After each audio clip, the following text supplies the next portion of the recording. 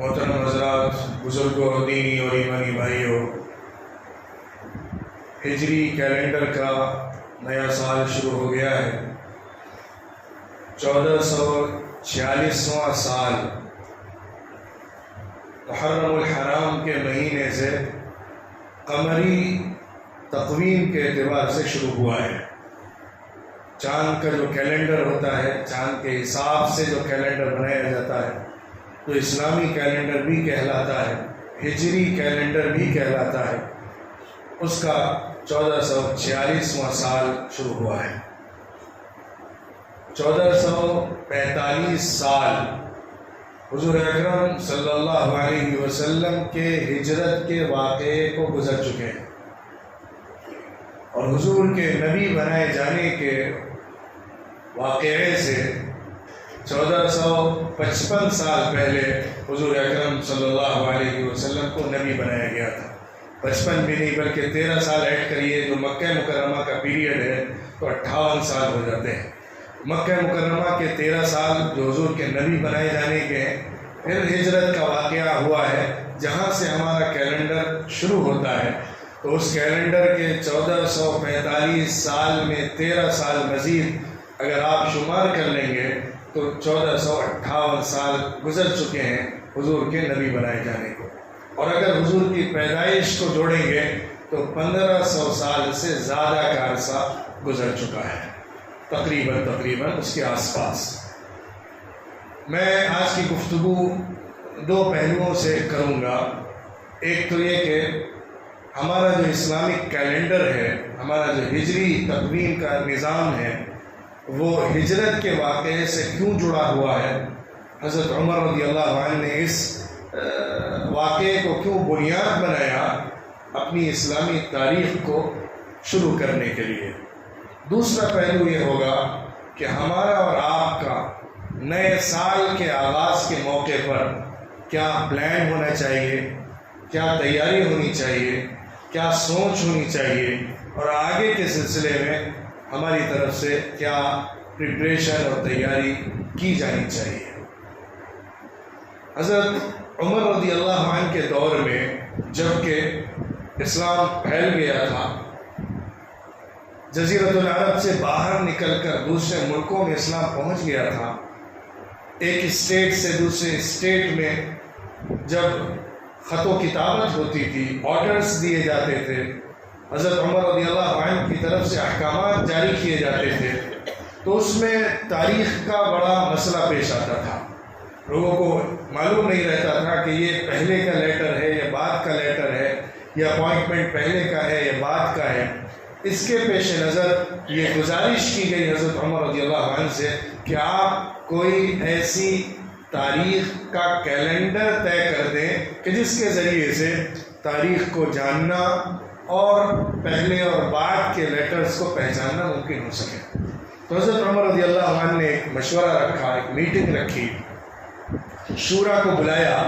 کہ مشورہ ہو کہ ہم اسلامک کیلنڈر کو کیسے شروع کریں، کہ ہمارا جو کیلنڈر ہوگا وہ کس طریقے پر چلے گا۔ اس کا جب مشورہ ہوا تو الگ الگ رائے آئی،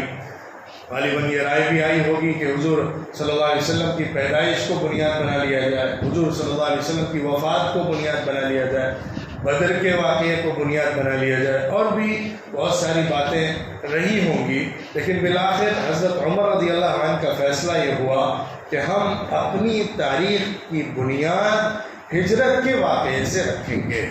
وہاں سے ہماری اسلامی تاریخ کا سلسلہ شروع ہوگا۔ حضرت عمر رضی اللہ عنہ کی خلافت کے 2.5 سال بعد تقریباً یہ فیصلہ ہوا تھا کہ اسلامک کیلنڈر ہمارا ہجرت کے واقعے سے شروع کیا جائے گا، جو کہ 17 ہجری کا سال تھا۔ ہجرت کے اعتبار سے جو 17واں سال تھا، اس سے اس سلسلے کو شروع کیا گیا۔ ہجرت کے واقعے کو بنیاد بنانا اور پورے اسلامی کیلنڈر کو اسی ہجرت سے جوڑ کر رکھنا، یہ ایک بہت بڑا میسج ہے۔ یہ حضرت عمر رضی اللہ عنہ کا زبردست اجتہاد ہے اور اسلام کی بہترین ترجمانی ہے۔ ہم مختصراً بہت شارٹ کر کے ہجرت کے واقعے کو سمجھیں گے اور اس کا جو پیغام ہے، میسج ہے، اس کو بھی جاننے کی کوشش کریں گے، تاکہ ہم اپنی اس تاریخ کو، اپنے اس کیلنڈر کو اس عظیم ترین واقعے سے حقیقی طور پر ریلیٹ کر سکیں، جوڑ سکیں۔ آپ سب جانتے ہیں، یقیناً آپ نے سنا ہوگا کہ مکہ مکرمہ کا جو ٹائم گزرا ہے رسول اللہ صلی اللہ علیہ وسلم کا، وہ بہت سخت حالات کا گزرا ہے۔ ایسے سخت حالات آئے کہ حضور صلی اللہ علیہ وسلم کے خاندان اور حضور کے ساتھیوں صحابہ کرام رضوان اللہ علیہم اجمعین کو ابی طالب کی گھاٹی میں، شعب ابی طالب میں مقید کر دیا گیا تھا، بند کر دیا گیا تھا، ان کا بائیکاٹ کر دیا گیا تھا۔ سن 7، 8، 9 نبوی جو ہے، مکہ مکرمہ کے سال نبوت کے بعد، اس میں 3 سال کا یہ لمبا بائیکاٹ چلا تھا، جس میں سوشل بائیکاٹ، اکنامیکل بائیکاٹ، اور اس کے علاوہ بزنس لیول کے اوپر، شادی بیاہ کے اوپر، ہر طریقے کا مکمل مقاطعہ اور بائیکاٹ کیا گیا تھا مکے کے دیگر قبائل کی طرف سے، اور صحابہ کو بہت سخت حالات جھیلنے پڑے تھے۔ خود رسول اللہ صلی اللہ علیہ وسلم کو بھی سخت ترین تکلیفوں سے دوچار ہونا پڑا تھا، پیڑ کے پتوں کو چبانا پڑا تھا، جس کی وجہ سے جب پیخانہ ہوتا تھا تو وہ بکریوں کی طرح مینگنی کی شکل میں نکلا کرتا تھا، جیسے بکریاں جب پیڑ پودے کھاتی ہیں تو ان کا جس طرح سے نکلتا ہے، ویسے ہی انسانوں کا بھی نکلا، کیونکہ انہوں نے دیگر کھانا نہیں کھایا، ان کو نہ گوشت ملتا تھا، نہ روٹی میسر آتی تھی، نہ سبزیاں میسر تھیں، مکمل طور پہ مقاطعہ تھا۔ مکہ مکرمہ ایسا ہے کہ وہ خود سے اپنا غلہ نہیں اگاتا ہے، وہ پورا کا پورا باہر کے اوپر ڈیپینڈ تھا، چاہے پھل ہوں، چاہے سبزیاں ہوں، چاہے غلہ ہو، وہ سارا کا سارا باہر سے آتا تھا۔ اور ظاہر سی بات ہے، ان کے پاس جو جانور ہوں گے وہ بہت محدود ہوں گے، سب کو کاٹ کے استعمال کر کے 3 سال تک تو نہیں چلایا جا سکتا تھا۔ سخت ترین حالات سے دوچار ہونا پڑا، گزرنا پڑا، اور اس کے بعد پھر اللہ کی طرف سے جب فیصلہ ہوا کہ آپ کو مدینہ منورہ کی طرف ہجرت کرنا ہے، تو حضور صلی اللہ علیہ وسلم نے اس کا اظہار اپنے صحابہ سے کر دیا، ان کو حکم دیا کہ وہ جستا جستا مدینہ منورہ کی طرف ہجرت کرنا شروع کر دیں، کیونکہ حضور صلی اللہ علیہ وسلم کی ہجرت کرنے سے پہلے مدینے کے وفد نے آ کر حضور سے حج کے موقع پر ملاقات کی تھی، حضور پر ایمان لائے تھے، بیعت کی تھی، اور پھر دعوت بھی دی تھی۔ بیعت عقبہ اولا جو سن 12 نبوی میں ہوئی تھی، اس میں تقریباً 12 لوگ مسلمان ہوئے تھے مدینہ منورہ کے، اور انہوں نے حضور کے ہاتھ پر آ کر بیعت کی تھی۔ پھر اگلے سال 73 لوگ مسلمان ہوئے تھے اور حضور صلی اللہ علیہ وسلم کے ہاتھ پر بیعت کی تھی، اور بیعت کرنے کے ساتھ ساتھ یہ پرپوزل بھی رکھا تھا کہ آپ مکہ چھوڑ دیں، ہم آپ کو مدینے میں پناہ دینے کے لیے تیار ہیں، ہم جیسے اپنے بھائیوں کی، اپنی اولاد کی حفاظت کرتے ہیں، ویسے ہی آپ کی اور آپ کے ساتھیوں کی حفاظت کریں گے، ہم اس خطرے کو مول لینے کے لیے تیار ہیں جو آپ کے دشمنوں کی طرف سے ہمارے علاقے کے اوپر آئے گا، آپ آ جائیے، ہم آپ کو اپنے سروں پر، اپنی پلکوں پر بٹھاتے ہیں، اور ہم آپ سے تقاضا کرتے ہیں کہ آپ ہماری بستی کو آ کر آباد فرمائیں۔ پہلے ہی سال حضور نے حضرت مصعب ابن عمیر رضی اللہ عنہ کو مدینے والوں کے ساتھ بھیجا تھا، اور ان کی دعوت اور تبلیغ کی وجہ سے وہاں پہ بہت سارے لوگ اسلام میں داخل ہو گئے تھے، جس کے نتیجے میں اگلے سال 73 لوگ مدینہ مکہ مکرمہ حج کرنے آئے تھے اور حضور کے ہاتھ پر مسلمان ہوئے تھے۔ اس کے بعد پھر حضور نے مسلمانوں کو اجازت دی کہ وہ مدینہ منورہ کی طرف نکلیں۔ ظاہر لوگ چھپ کر نکلا کرتے تھے، مکے والوں کا ڈر تھا، خوف تھا، ان کے حملے کا خطرہ رہتا تھا، اور ان کی طرف سے زیادتی کا امکان رہتا تھا، اس لیے چھپ چھپ کر لوگ مکہ مکرمہ سے مدینے کا سفر کر رہے تھے، یہاں تک کہ اللہ کی طرف سے حضور صلی اللہ علیہ وسلم کے لیے بھی خاص حکم آ گیا کہ آپ بھی ہجرت فرمائیں، اور حضور نے حضرت ابو بکر صدیق رضی اللہ عنہ یار غار کو اپنے ساتھ لیا، جن کو روکا ہوا تھا اپنے ساتھ سفر کرنے کے لیے، ان کے پاس آئے، ان سے کہا کہ ہجرت کے لیے نکلنا ہے۔ انہوں نے پہلے سے ہی 2 اونٹنیاں تیار کر کے رکھی ہوئی تھیں، حضور صلی اللہ علیہ وسلم ان کے ساتھ مکہ مکرمہ سے نکل جاتے ہیں۔ اس رات، جس رات حضور صلی اللہ علیہ وسلم کے اوپر حملہ ہونے والا تھا، نعوذ باللہ حضور کو شہید کیا جانے کا مکمل پلان مکہ مکرمہ کی پارلیمنٹ دارالندوہ کے اندر مشرکین نے بنا لیا تھا، اسی رات سے پہلے اللہ کی طرف سے حضور صلی اللہ علیہ وسلم کو خبر دی گئی کہ آپ کو اب ہجرت کے لیے نکل جانا ہے، اور اس طرح کی تیاری مکے والوں نے کی ہے۔ لیکن حضور نے اپنے گھر میں، اپنے بستر پر، اپنے بھتیجے اور بعد میں ہونے والے اپنے چچزاد بھائی اور بعد میں بننے والے اپنے داماد حضرت علی ابن ابی طالب رضی اللہ عنہ کو بلایا اور ان کو اپنے بستر پر ٹھہرایا، رات میں قیام کرنے کا حکم دیا تاکہ وہ مکے میں رہ کر حضور صلی اللہ علیہ وسلم کے ہاتھ میں، حضور کے پاس جو لوگوں کی امانتیں رکھی ہوئی ہیں اس کو ان تک پہنچا دیں جن کی امانتیں ہیں، پھر اس کے بعد میں واپس مدینہ منورہ تشریف لائیں۔ تو حضور صلی اللہ علیہ وسلم تو نکل گئے، اور مکے کے لوگوں کے پلان کے مطابق ہر قبیلے سے ایک نوجوان کو لیا گیا اور اس کے ہاتھ میں تلوار دی گئی، اور حضور صلی اللہ علیہ وسلم کے گھر کا پہرا دے دیا گیا، اور مکمل اس کو مکمل طور پہ گھیر لیا گیا تاکہ صبح سحر کے وقت میں گھر پر اٹیک کیا جائے، جیسے ہی حضور صلی اللہ علیہ وسلم کا گھر کا دروازہ کھلے اور وہ ان پر حملہ کریں اور ان کو شہید کر دیں۔ لیکن اللہ کا فیصلہ کچھ اور تھا۔ حضور اکرم صلی اللہ علیہ وسلم اس گھر سے نکلے اور ان کے چہروں پر مٹی پھینک رہے تھے اور یہ قرآن کی آیت پڑھ رہے تھے، وَجَعَلْنَا مِن بَيْنِ أَيْدِيهِمْ سَدًّا وَمِن خَلْفِهِمْ سَدًّا فَأَغْشَيْنَاهُمْ فَهُمْ لَا يُبْصِرُونَ۔ ہم نے ان کے سامنے آڑ لگا دی، روک لگا دی، اور ان کے پیچھے بھی روک لگا دی،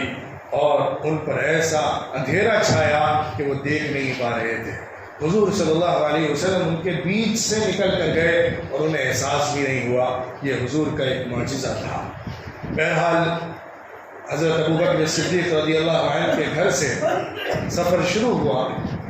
اور حضور اکرم صلی اللہ علیہ وسلم مدینہ منورہ کے عام راستے کو چھوڑ کر بالکل اس کے اپوزٹ سمت میں نکلے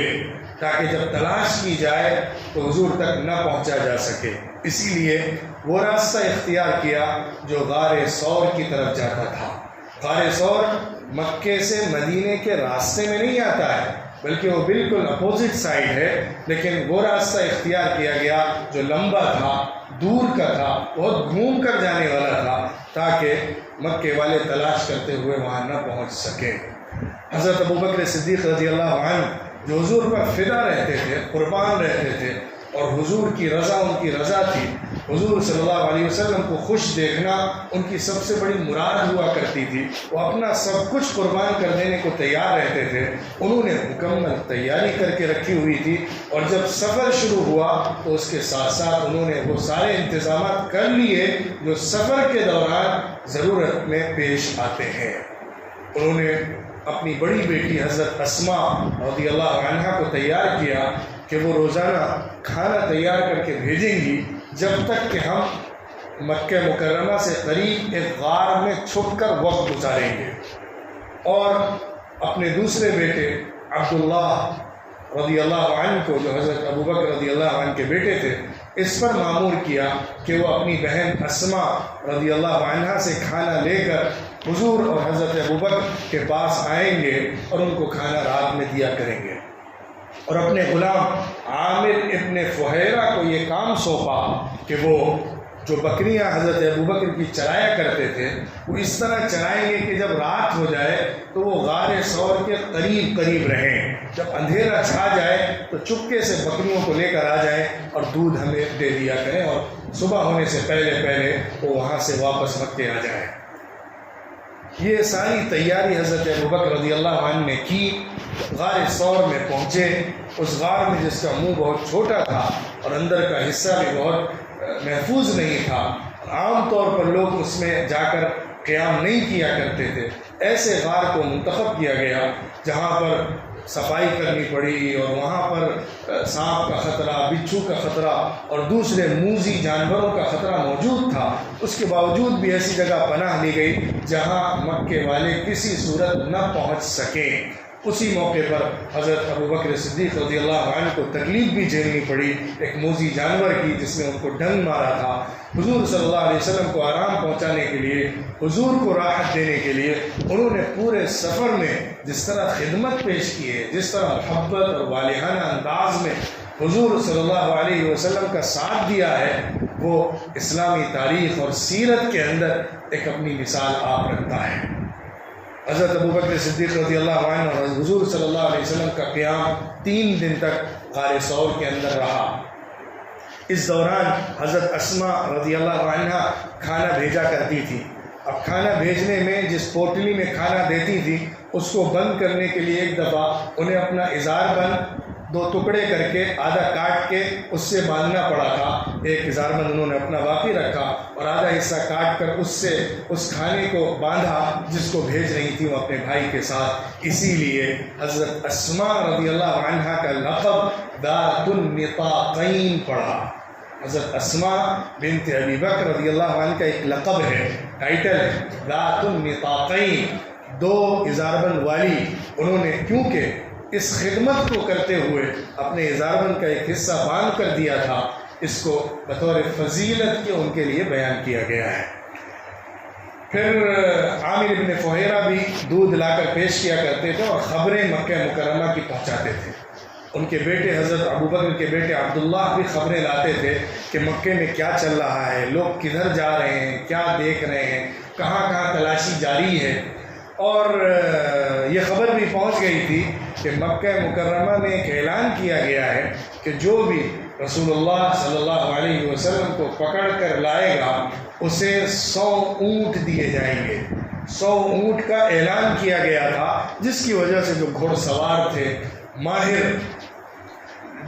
سفر کرنے والے تھے، ان لوگوں نے تلاش شروع کر دی تھی۔ مکے سے مدینے تک کے جتنے راستے ہیں سب پر پہرا لگا دیا گیا تھا، ہر طرف نگاہیں لگی ہوئی تھی، یہاں تک کہ وہ لوگ تلاش کرتے کرتے غار ثور تک بھی پہنچے تھے، جو کہ بالکل اپوزٹ راستہ تھا، لیکن اتنی گہری تلاش، اتنی دور تک تلاش جاری تھی کہ کوئی جگہ بھی نہیں چھوڑی گئی جہاں سے مکے سے نکل کر مدینے جانے کا امکان ہو اور اس کو تلاش نہ کیا گیا ہو۔ بہرحال اللہ کا انتظام تھا، رسول اللہ صلی اللہ علیہ وسلم کی تدبیر تھی، حضرت ابوبکر صدیق رضی اللہ عنہ کا والہانہ خدمت گزارانہ انداز اور طریقہ کار تھا کہ جس کے ذریعے سفر مکمل ہو رہا تھا۔ 3 دن وہاں قیام کر لینے کے بعد جب کہ مکے والوں کو ایسا لگا کہ اب وہ مکے کے حدود سے باہر جا چکے ہیں، اب مکے کے آس پاس تلاش کرنا بیکار ہے، 3 دن کا عرصہ گزر چکا ہے، اب تو کوئی دور سے تلاش کر کے لے آئے تو لے آئے، ورنہ قریب میں جانے کی ضرورت نہیں ہے۔ جب ایسے حالات ہو گئے تب حضور صلی اللہ علیہ وسلم غار ثور سے نکلے اور مدینہ منورہ کی طرف راستہ طے کرنے لگے۔ ظاہر ہے یہ راستہ معمول کا راستہ نہیں تھا، عام راستہ نہیں تھا کہ جس کو لوگ قافلوں میں پہچانتے ہوں، اسی لیے ایک خاص قاصد کی ضرورت پڑی، رہبر کی ضرورت پڑی، جن کا نام عبداللہ ابن اریقیب تھا۔ وہ اس وقت مسلمان نہیں تھے، لیکن وہ ایک اچھے ماہر جغرافیہ دان تھے یا راستوں کو جاننے والے تھے، ان کی مدد لی گئی تھی غار ثور سے مدینہ منورہ تک جانے کے سفر کو طے کرنے کے لیے۔ وہ اس راستے کو جانتے تھے جو بہت دور سے گھوم کر جاتا تھا، وہ حضرت محمد صلی اللہ علیہ وسلم اور حضرت ابوبکر کو لے کر گئے، بہت دور دراز کے علاقے سے گھما پھرا کر مدینہ منورہ کے بارڈر تک، قبا تک چھوڑ کر وہ آئے تھے۔ تقریباً 8 دن کا یہ سفر ہے حضور اکرم صلی اللہ علیہ وسلم کا ہجرت کا، جو مکے سے لے کر قبا تک کا ہوا ہے۔ اس سفر میں بہت سارے معجزانہ واقعات بھی پیش آئے ہیں۔ ام معبد جو خزاعیہ خاتون تھی، ان کے علاقے میں جب پہنچے ہیں اور کھانے پینے کا بندوبست نہیں رہ گیا تھا، دودھ کی تلاش تھی، ان سے دودھ مانگا گیا۔ انہوں نے کہا کہ ابو معبد جو ہیں ان کے شوہر، وہ بکریوں کو لے کر گئے ہوئے ہیں، گھر میں ایک کمزور بیمار بکری موجود ہے جس کے تھن میں دودھ بھی نہیں ہے، وہ بالکل خشک ہو چکا ہے اس کا تھن، صرف وہی باقی ہے، باقی تو ہمارے پاس بکریاں نہیں ہیں۔ تو حضور صلی اللہ علیہ وسلم نے اجازت لے کر اس بکری کے تھن پر ہاتھ پھیرا تو وہ لبالب بھر گئے اور اس کے اندر سے دودھ نکلا۔ ام معبد نے اس واقعے کو بڑے بلیغانہ اور ادیبانہ انداز میں بیان بھی کیا ہے، حدیث کی کتابوں میں، سیرت کی کتابوں میں وہ موجود ہے۔ پھر اور آگے بڑھے تھے تو سراقہ ابن مالک ابن جعشم ملا تھا، جو مکہ مکرمہ کا ایک بڑا گھڑ سوار اور ماہر شخص تھا۔ وہ بھی تلاش کرتے کرتے اس مقام تک پہنچ گیا جہاں پر حضرت ابوبکر رضی اللہ عنہ اور حضور صلی اللہ علیہ وسلم جا رہے تھے۔ اس نے دور سے دو لوگوں کو دیکھا اور نشانی سے پہچان لیا کہ وہی دو لوگ ہیں جن کی تلاش مکے والے کر رہے ہیں۔ ظاہر 100 اونٹوں کا انعام بہت بڑا انعام تھا۔ آپ یوں سمجھیے کہ آج کے کروڑوں کا انعام اگر کسی پر رکھ دیا جائے تو لوگ کیسے تلاش شروع کر دیا کرتے ہیں، مخبری کیسے ہوا کرتی ہے۔ تو سراقہ نے بھی بڑی کوششیں کی اور قریب جب پہنچا تو اس کا جو گھوڑا تھا وہ اس کے اگلے دونوں پیر زمین کے اندر دھس گیا اور منہ کے بل گرا۔ پھر اٹھا اور گھبرایا کہ ایسا کیسے ہو گیا، میرا گھوڑا ایسا تو نہیں کرتا، یہ اچانک سے کیسے گر گیا۔ دوبارہ بیٹھا، پھر چلا، پھر سے گرا، پھر چلا، پھر سے گرا۔ جب 3 دفعہ ایسا اس نے دیکھا اور اسے احساس ہو گیا کہ میں اس شخص کو کوئی نقصان نہیں پہنچا سکتا جو میرے سامنے جا رہا ہے، اس نے زور سے آواز لگائی، مجھے پناہ چاہیے، میں پناہ میں آنا چاہتا ہوں اور کوئی تکلیف نہیں پہنچاؤں گا۔ تو حضور صلی اللہ علیہ وسلم نے ان کو بلایا، قریب بلایا، ان سے بات چیت کی۔ انہوں نے بتایا کہ میں کس لیے آیا تھا، لیکن میں نے کیسے حالات دیکھے کہ آپ کے قریب آنے سے پہلے مجھے اپنے گھوڑے سے 3 دفعہ گرنا پڑا اور میرا گھوڑا گر کے 3 دفعہ آگے بڑھا ہے اور میری ہمت نہیں ہوتی ہے کہ آپ کی طرف ہاتھ اٹھائی جا سکیں۔ تو حضور صلی اللہ علیہ وسلم نے اس وقت ان کو خوشخبری بھی سنائی اور انہوں نے کہا کہ آپ میرے لیے امان لکھ دیجیے، مجھے ڈر ہوتا ہے کہ میرے اوپر کوئی سزا نہ آ جائے، مجھے ڈر ہوتا ہے کہ آپ کے ہاتھ مجھ تک بعد میں نہ پہنچ جائیں اور میری خیر نہیں ہوگی، امان نامہ میرے لیے لکھ دیجیے۔ حضور صلی اللہ علیہ وسلم نے ان کے لیے امان نامہ بھی لکھا اور ان کو ایک خوشخبری بھی سنائی۔ فرمایا، اے سراقہ، تمہارا کیا حال ہوگا جب کسریٰ کے کنگن تمہارے ہاتھ میں ہوں گے۔ کسریٰ کے کنگن، سونے کے ہاتھ میں پہنے جانے والے کڑے تمہارے ہاتھ میں ہوں گے، اس وقت سراقہ تمہارا کیا حال ہوگا۔ عجیب بات تھی، حضور صلی اللہ علیہ وسلم کے نبوی معجزے کی ایک کھلی دلیل ہے کہ نبوی معجزہ ہے کہ کس حالت میں حضور مکے کو چھوڑ کر اپنی جان بچا کر مدینے جا رہے ہیں۔ اس وقت اس شخص کو جو حضور کو پکڑنے آیا ہوا ہے اس کو خوشخبری دے رہے ہیں کہ جو اس وقت کا سپر پاور ہے کسریٰ، سپر پاور، اس کے ہاتھوں کے کنگن، اس کا زیور تمہارے ہاتھ تک پہنچے گا۔ یہ خوشخبری سنائی تھی اور حقیقت میں یہ واقعہ پورا ہوا حضرت عمر بن الخطاب رضی اللہ عنہ کی خلافت میں۔ حضرت سراقہ بعد میں مسلمان ہوئے تھے، کافی وقت کے بعد مسلمان ہوئے، لیکن مسلمان ہو گئے۔ پھر اس کے بعد جب ایران کے ساتھ جنگ ہوئی ہے اسلام کی، حضرت عمر رضی اللہ عنہ کے دور میں فارس سے جنگ ہوئی ہے، تو اس وقت کسریٰ کے کنگن بھی مال غنیمت میں آئے تھے اور وہ کنگن حضرت سراقہ کے حصے میں آئے اور حضرت سراقہ اس کو ہاتھ میں لیے ہوئے تھے اور کہہ رہے تھے کہ حضور صلی اللہ علیہ وسلم کی خوشخبری اور بشارت آج پوری ہو گئی، آج مکمل ہو گئی۔ حضور نے کن حالات میں کہاں پر مجھے یہ خوشخبری سنائی تھی، آج اس مقام پر میں دیکھ رہا ہوں کہ وہ خوشخبری پوری ہو رہی ہے۔ تو حضرت ابوبکر رضی اللہ عنہ کے ساتھ 8 دن کا یہ سفر مکمل ہوا۔ قبا میں حضور اکرم صلی اللہ علیہ وسلم نے تقریباً 14 دن زیادہ صحیح روایات کے مطابق قیام فرمایا۔ پھر اس کے بعد وہاں سے مدینہ منورہ کے شہر کی طرف بڑھے اور حضرت ابو ایوب انصاری رضی اللہ عنہ کے گھر میں جا کر قیام کیا، جہاں 6 مہینے تک قیام رہا۔ پھر مسجد نبوی کی تعمیر ہوئی، حضور صلی اللہ علیہ وسلم کا اس سے لگ کر گھر بنا، وہاں حضور صلی اللہ علیہ وسلم نے قیام اختیار کیا۔ تو یہ سفر جس کی ایک بہت مختصر سی رودات میں نے آپ کے سامنے رکھی، یہ ایسا سفر تھا جس نے حضرت عمر رضی اللہ عنہ کو اور مسلمانوں کے جو بڑے بڑے رہنما اور رہبر تھے صحابہ اکرام رضوان اللہ علیہم اجمعین میں، ان کو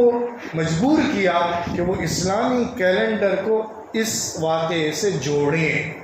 کیونکہ یہ واقعہ سیرت کا ایک ٹرننگ پوائنٹ ہے، یہ واقعہ اسلامی تاریخ کا ایک نیا باب ہے۔ یہ واقعہ مسلمانوں کی آفاقی اور عالمی دعوت کا ایک عنوان ہے۔ یہ واقعہ حضور اکرم صلی اللہ علیہ وسلم کی عظیم ترین فتوحات کا پہلا زینہ ہے۔ یہ واقعہ اسلامی نظام کے قائم ہونے کی بنیاد ہے۔ یہیں سے تو اسلامی ریاست اور اسلامی نظام قائم ہوا ہے، مدینہ منورہ میں اس کا آغاز ہوا ہے۔ حضرت عمر رضی اللہ عنہ نے اس واقعے کو بنیاد بنایا۔ دین کے لیے قربانی دینا، دین کے لیے اپنا سب کچھ چھوڑ دینا، دین کو اپنی شناخت اور آئیڈینٹی بنانا، دین کو بنیاد بنا کر اللہ کی خاطر اپنے دین کے تحفظ کے مقصد سے اپنا سب سے اپنی محبوب ترین چیز کو بھی چھوڑ دینا، یہ ہجرت کا پیغام ہے۔ میں ہجرت کے پیغام کی طرف آیا ہوں۔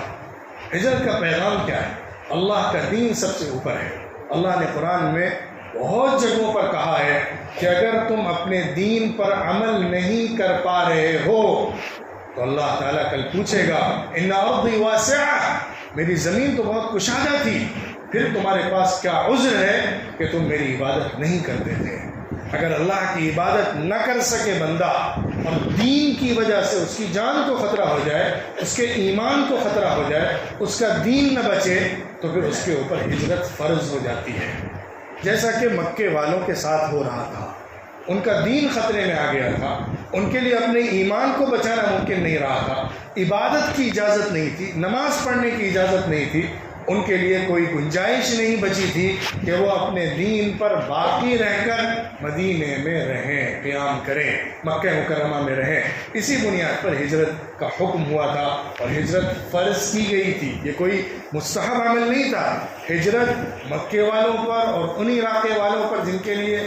دین پر عمل کرنا ممکن نہ ہو، ہجرت فرض تھی، اپنا مال اپنا گھر بار چھوڑ کر جانا اور مدینہ منورہ میں آ کر قیام کرنا ضروری تھا۔ لہٰذا اس کا پیغام یہ ہے کہ دین اصل ہے، دین بنیاد ہے، دین عزت ہے، دین کے لیے سب کچھ قربان کیا جا سکتا ہے، اپنا گھر، اپنا خاندان، اپنا پریوار، اپنی زمین، اپنی جائیداد، اپنا مال، اپنا علاقہ، اپنا وطن، سب کچھ قربان کر کے دین کے لیے پیش کیا جا سکتا ہے۔ ہجرت کا واقعہ اسی کی دلیل ہے۔ اگر ہمیں کچھ سوچنا ہے ہجرت کے واقعے سے اور اپنے سال کو جو آگے کا آنے والا سال ہے اس کی تیاری کرنا ہے، تو اس کا پہلا عنوان یہی ہونا چاہیے کہ اللہ کے لیے میں دنیا کی ہر لذت کو چھوڑنے کے لیے تیار ہوں۔ اللہ کے لیے، اللہ کے دین کے لیے، اللہ کے کلمے کے لیے، اللہ کی شریعت کے لیے میں اپنا سب کچھ قربان کر دوں گا، لیکن اللہ کے دین کو مضبوطی سے تھامے رکھوں گا۔ یہ وہ میسج ہے، یہ وہ پیغام ہے جو ہم میں سے ہر شخص کو سال کے آغاز پر یاد کرنا چاہیے اور اسی کے مطابق اپنے پورے سال کا پلان بنانا چاہیے۔